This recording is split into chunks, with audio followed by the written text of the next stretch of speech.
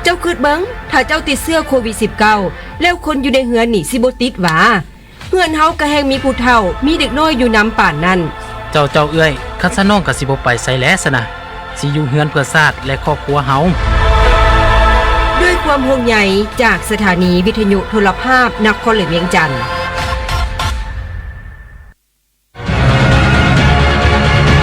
สนใจติดต่อลงโฆษณาประชาสัมพันธ์ได้ที่เบอร์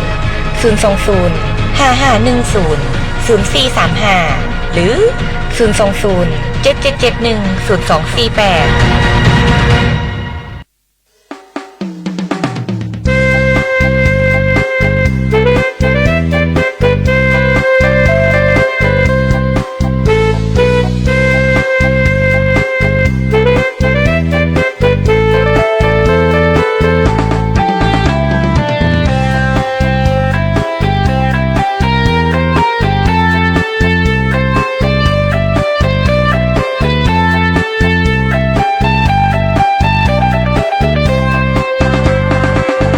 เสียงน้องคำควรรันจวนหัวใจ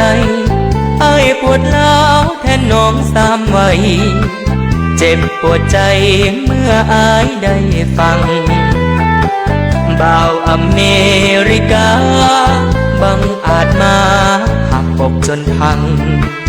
อ้ายอยากเข้าไปให้ความหวังว่าอ้ายยังรอคอยน้องอยู่อ้ายเฝ้าแอบมองหาน้องทุกวัน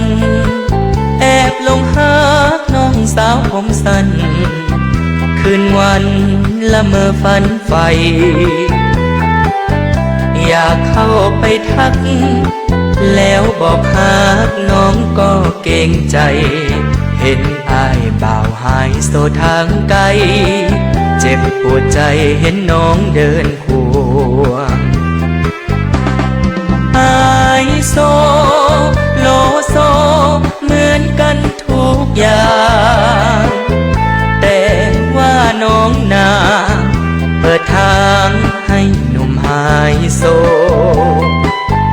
นั่งเก่งรถหรูปิดประตูแอร์เย็นซื่นใจ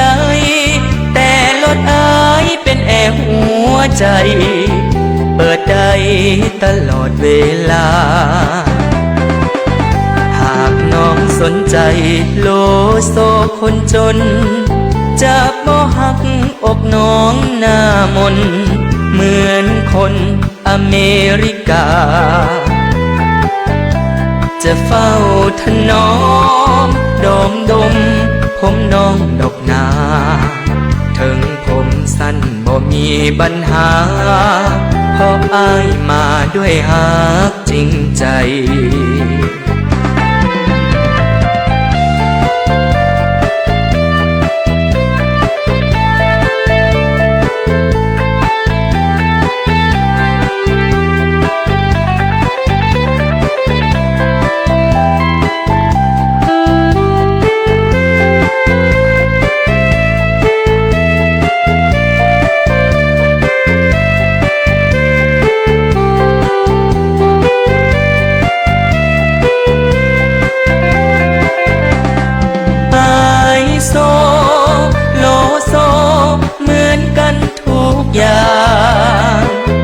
แต่ว่าน้องนาเปิดทางให้หนุ่มไฮโซนั่งเก่งรถหรูปิดประตูแอร์เย็นซื่นใจแต่รถอายเป็นแอร์หัวใจเปิดได้ตลอดเวลาหากน้องสนใจโลโซคนจนจะบ่หักอกน้องหน้ามนเหมือนคนอเมริกาจะเฝ้าถนอมดมผมน้องดอกนาถึงผมสั้นบ่มีปัญหาเพราะอ้ายมาด้วยฮักจริงใจ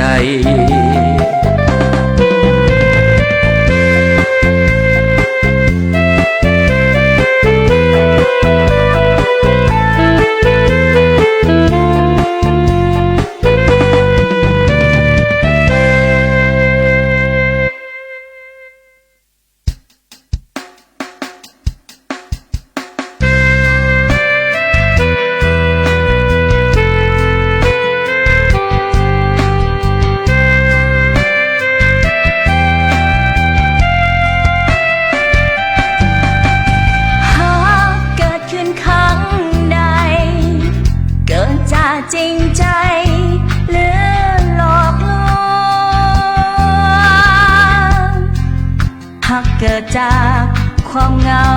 ใจ หรือเกิดจากความอ้างว้างโอ้ถ้าหากเกิดจากหัวใจ เกิดจากข้างในที่มันคงหากก็คงยังเหลืออยู่ พร้อมจับมือเดินด้วยกันหากมองมาที่หวานจากกันที่ยังมีลมหายใจ เก็บหักเอาไว้ข้างใน เจ็บปวดหัวใจ เจ็บใจจนด้านสาสุดท้ายใจก็เศร้าตรม เจ็บปวดคืนคมเหมือนที่ผ่านมา มีน้ำตาเป็นเพื่อนใจ คอยปลอบใจเมื่อยามเหงา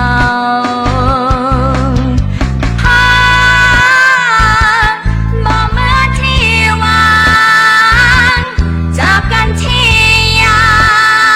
งมีลมหายใจ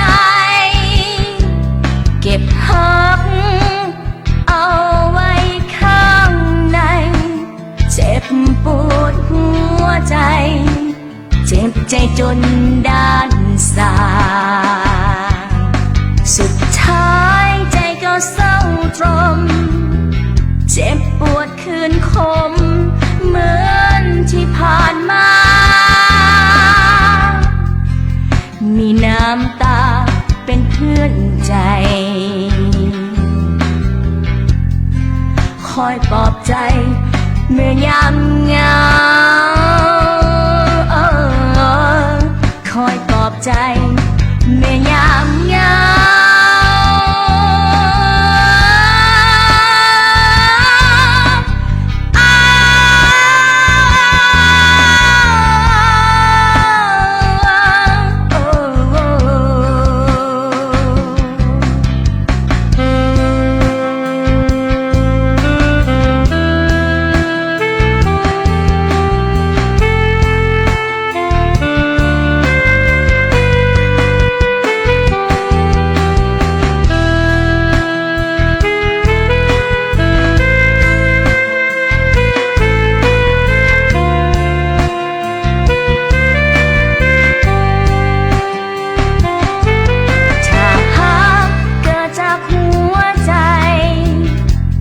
จากข้างใน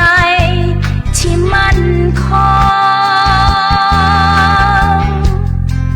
หากก็คงยังเหลืออยู่ พร้อมจับมือเดินด้วยกันมองมาที่หวานจากกันที่มีลมหายใจ เก็บหักเอาไว้ข้างใน เจ็บปวดหัวใจ เจ็บใจจนด้านสาสุดท้ายใจก็เศร้าตรม เจ็บปวดคืนคมเหมือนที่ผ่านมา มีน้ำตาเป็นเพื่อนใจ คอยปลอบใจเมื่อยามเหงา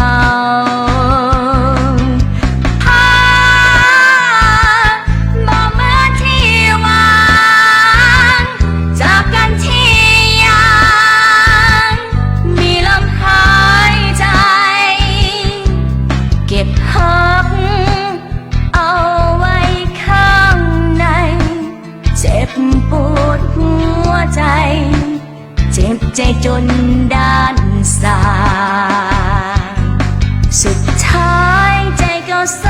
ตรมเจ็บปวดคืนคมเหมือนที่ผ่านมา มีน้ำตาเป็นเพื่อนใจ คอยปลอบใจ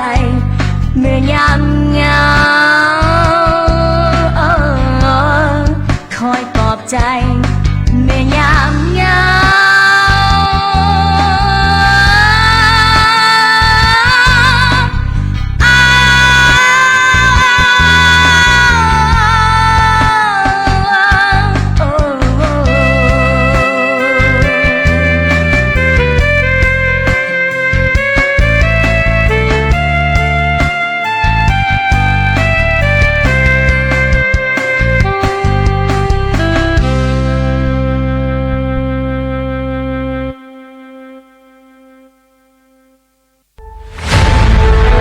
ในระยะพยาธิอักเสบปอดเสื้อจุฬาโรคสายพันธุ์ใหม่โควิด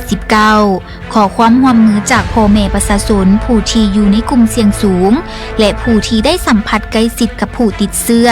มีรายละเอียดดังนี้ 1. แยกตัวทานเองออกจากคนอื่นทันที 2. ไปกวดหาเสื้อพยาธิโควิด -19 3. ใส่ผ้าอัดปากอัดดังรักษาระยะห่างตลอดเวลา 4. ให้ข้อมูลความจริงต่อเจ้าหน้าที่ 5. ให้ข้อมูลติดต่อที่ถูกต้องและก๊อปปี้บัตรประจำตัว 6. ในระหว่างรอถ่าผลกวดให้ทานกักบริเวณตนเองอย่างเข้มงวดให้ครบ 14 วัน 7. ถ้าผลกวดของทานเป็นบวกทีมงานจะติดต่อหาทานทันที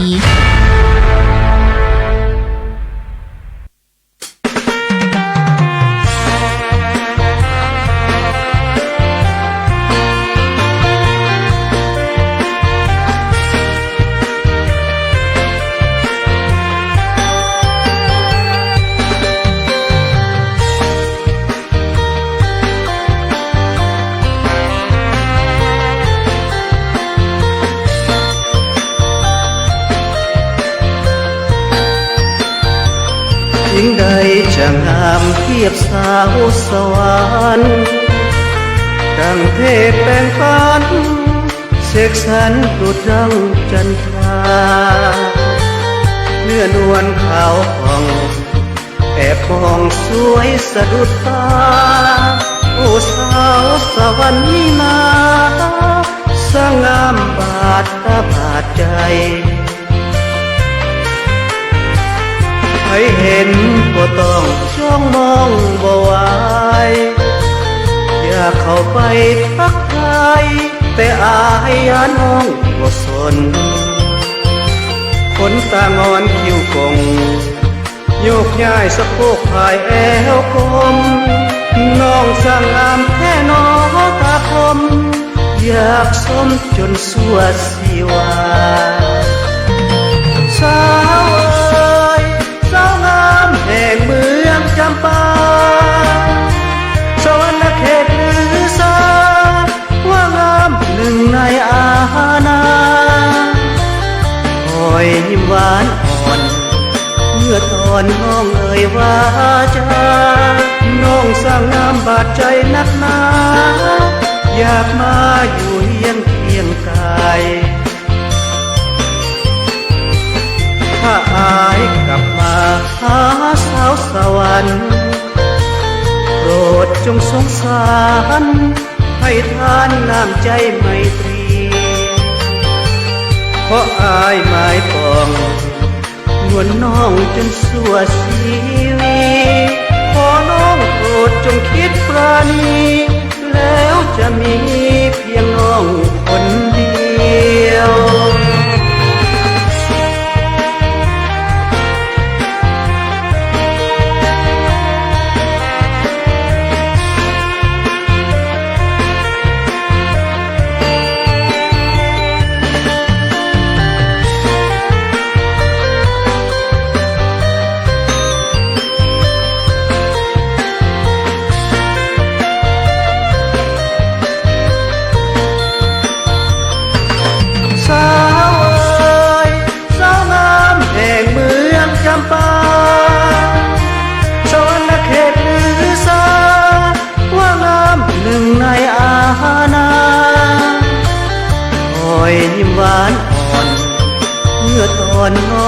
วาจาน้องสร้างงามบาดใจนักหนาอยากมาอยู่เฮียงเคียงกายถ้าอายกลับมาหาสาวสวรรค์โปรดจงสงสารให้ทานน้ำใจไมตรีเพราะอายหมายปองนวลน้องจนสัวชีวีขอน้องโปรดจงคิดปราณีแล้วจะมีเพียงน้องคนเดียว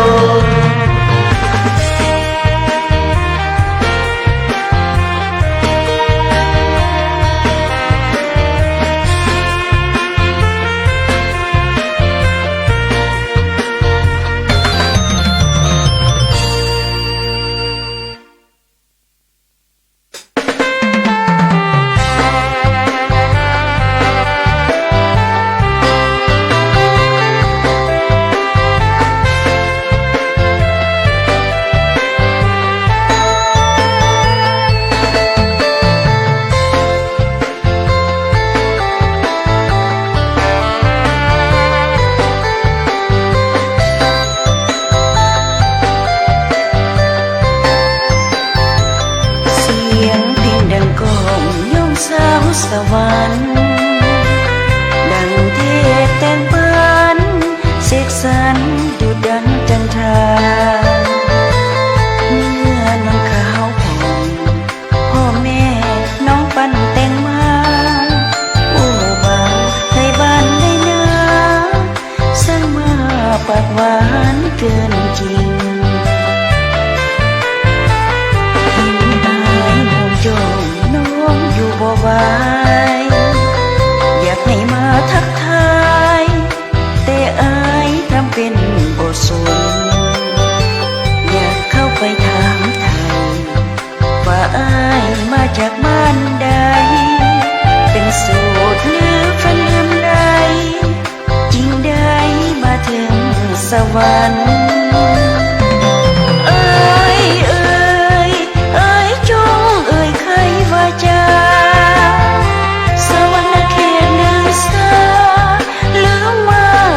ความจริงใจหรืออายมาเที่ยวลงเกี่ยวแล้วก็จากไปอย่าปล่อยให้น้องหวั่นไหวจากไปแล้วได้ลืมลาถ้าอายกลับมาหาน้องอีกคนจะบอกให้คอยดนซ้ำจนคืนคงสีวันถ้าไอ้มีหักแท้แน่นอนแล้วอย่าแปรผันอย่าหลอกลวงสาวสวรรค์แล้วไอ้นั้นจะได้หักจริง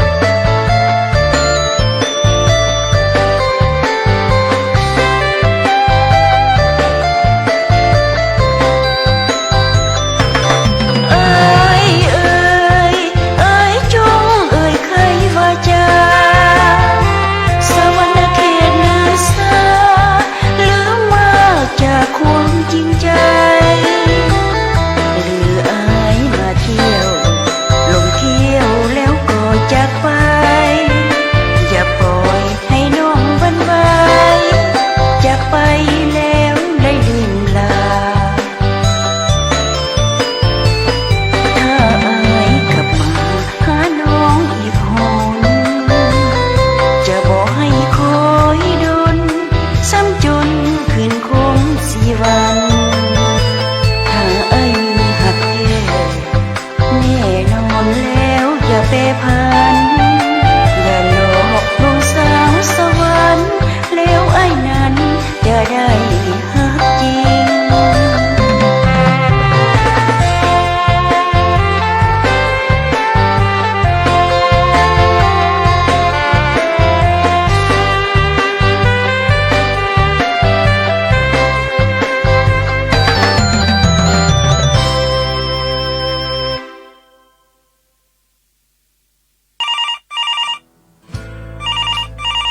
ฮัลโหลลูกๆแม่โทรทางกลุ่มครอบครัวเด้อลูก อะโหลแม่แม่โทรเข้ากลุ่มครอบครัวได้นี่นะ ระยะนี้พวกลูกนี่อดทนอยู่กับเฮือนกับศาลก่อนเด้อลูกไม่ยังจำเป็นก็โทรหากันเอาบ่ไปใส่มาใส่ตามลำพังใจได้รักษาตนเองและก็ย่านแท้ๆได้นี่การระบาดของพยาธิโควิด -19 นี่ โดยแม่เดี๋ยวนี้ลูกก็ได้ปิดห้านไขเครื่องอยู่น้ำเตเฮือนบ่ได้ไปสิใดเลยย่านพยาธิโควิด -19 ที่มันกำลังระบาดอยู่แม่ก็เส้นเดียวกันเด้อรักษาสุขภาพกันแดลูกก็ได้รับฟังผ่านทางข่าวสารต่างๆให้พวกเราได้รับฟังเส้นเดียวกันฉะนั้นแม่ก็ต้องรักษาสุขภาพเส้นเดียวกันเด้อบอกพอนำ ฮัลโหลอีแม่บอโดยอยู่พี่ลูกกับเป็นห่วงตัวเองคือกันพ่อกับแม่ก็คือกันเด้อไปตลาดก็ต้องป้องกันตัวเองแด้ใส่ผ้าอัดปากอัดดังตลอดเด้อแม่เด้อมาฮอดเฮือนก็ต้องหีบล่างตนโตสากรห่วงทั้งพ่อและแม่เด้อแม่กับพ่อนี่ก็ติดตามข่าวสารทุกมือเด้อลูกตามแจ้งการคำสั่งพวกเขานี่ต้องพร้อมกันปฏิบัติเด้อลูกด้วยความห่วงใยจากสถานีวิทยุโทรภาพนครหลวงเวียงจันทน์สนใจติดต่อลงโฆษณาประชาสัมพันธ์ได้ที่เบอร์ 020 5510 0435 หรือ 020 7771 0248